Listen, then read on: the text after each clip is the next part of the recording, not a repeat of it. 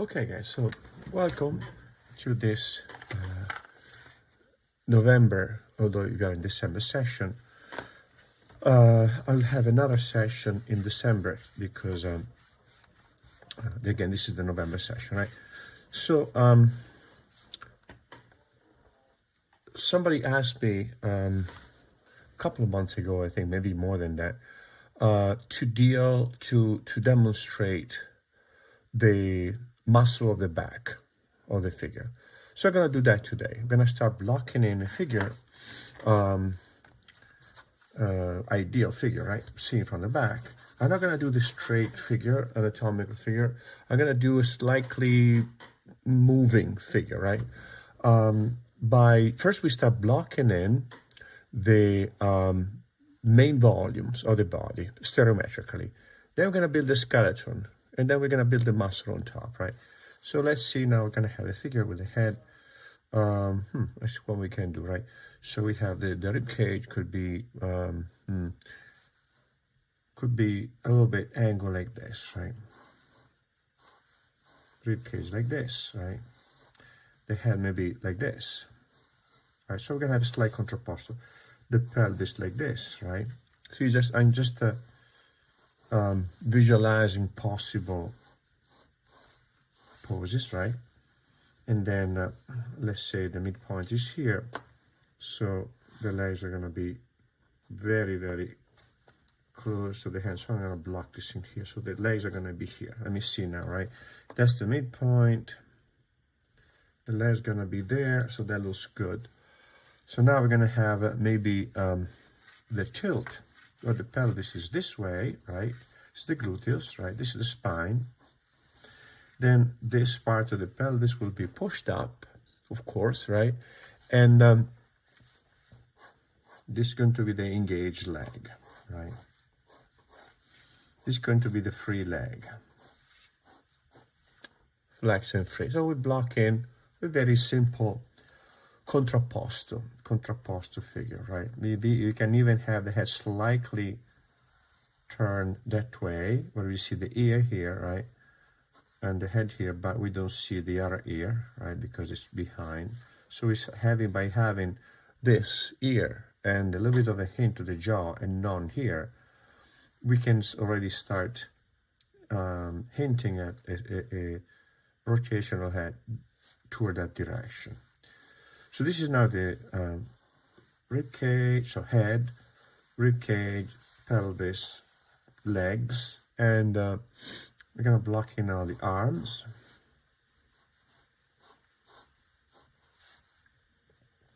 If we want to have a really contrapposto pose, we would have a complete contrapposto would have also a straight arm here and a flex arm like this, right? So this will be contrapposto. The head is like this, the torso is like this, the pelvis like that, the leg is this. Engage, straight, holds the weight. This one instead is flexed, non-engage, doesn't hold the weight. The arm therefore is going to be straight, and it's going to be flexed. That's full contrapposto basically, right? So now let's block in. This is the figure, right? We want to make sure that the proportions are correct, and we should have about 4 heads from here to here, right? And that would be the midpoint. The midpoint is slightly higher than the bottom of the pelvis. So let's see if we have 4 heads here. I measure it. 1, 2, 3, 4. Good. That's good. Right? So this is the gluteus here like this, right? And then now that's the midpoint, right? Meaning a quarter of a head up from the bottom of the pelvis. So this would be now the legs are here. That looks good. The leg could be even longer, so I a little bit to the end. And then now we have our figure in a counterposed arrangement, right? All right, so let's see now. Let's start blocking in inside here the skeleton. But before we do that, we need to clean up our scaffolding.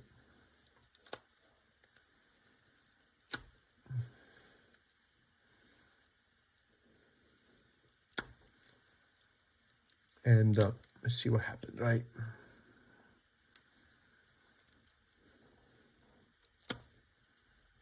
So now I want to stretch.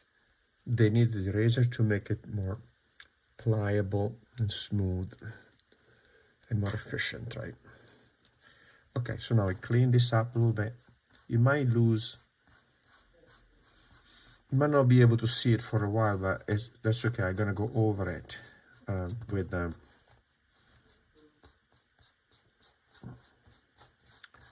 with lines, and we're gonna draw in this slightly more accurately, right? So this is the neck right here, and I draw the center of the neck because that is where the spine comes down, right? So the head is here,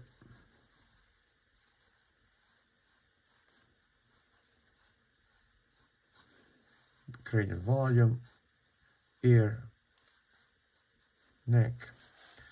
This is the spine right here, down like this. Here we straighten up the spine. The passage between the rib cage and the pelvis, here we straighten on the spine. And it goes down like this toward the center of the sacrum, like that. That's the sacrum. So this is now the glutei here. Let me see if I can enlarge so you might be able to see a little bit better, right?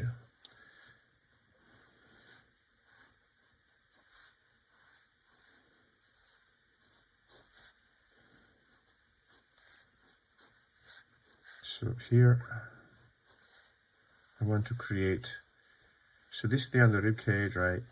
This is the glutei, okay, that's the gluteus, right? So here I'm gonna have the passage between the external oblique and the iliac crest here.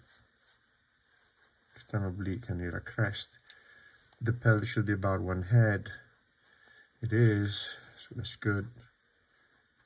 Now here I have the glutea here like this, right? And this is the tensor fascia lata visible because let's say the pelvis slightly turned this way, so we see here.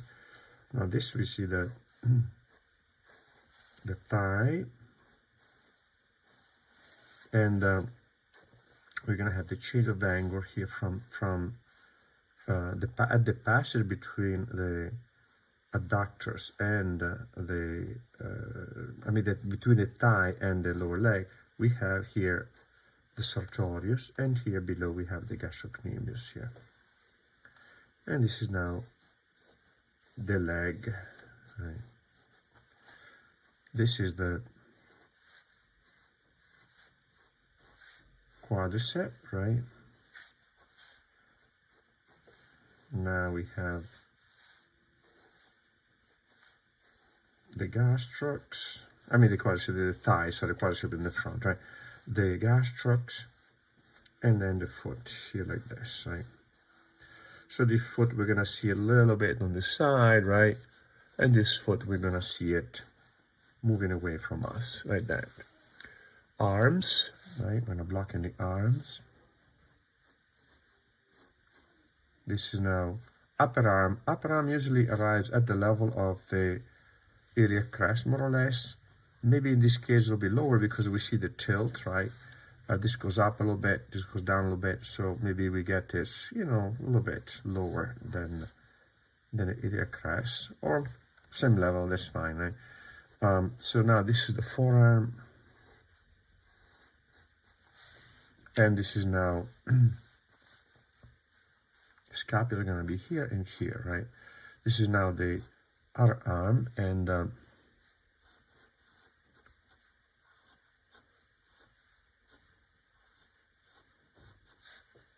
gonna have a flex arm. Flex arm can be also like this, right? Kind of David-like, right? All right, so now the figure is a little bit more defined, right? In terms of, we move quickly from the basic stereometric volume, right, to slightly more organic form. So now what we can do, we can start drawing inside here the skeleton. We're gonna draw it with blue pencil. Then I'm gonna take out the lines of the outside forms, the external forms. as soon as I have locked in the skeleton, so that we can have a cleaner view, and then we're gonna put the skeleton, the muscle over the skeleton, right? So now, how do I find the top of the rib cage, right? I'll start with the rib cage now, right? The top of the rib cage is, you can see it because up here, right, at the passage between the trapezius and the neck here, there is a little bit of a bump, right, like a diamond-shaped volume sticking out. That is the 7th cervical, which is the last cervical vertebra, and it has this little protruding spinosus process that makes a little bit of a bump here, and then we can tell when we see that little volume